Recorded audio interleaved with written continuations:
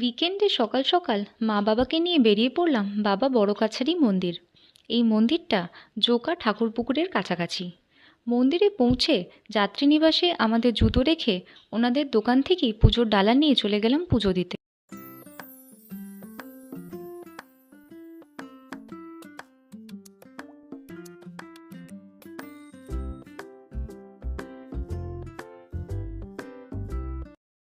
পুজো শেষে মন্দিরের পরিক্রমা করার পর গেলাম পুকুর ঘাটে।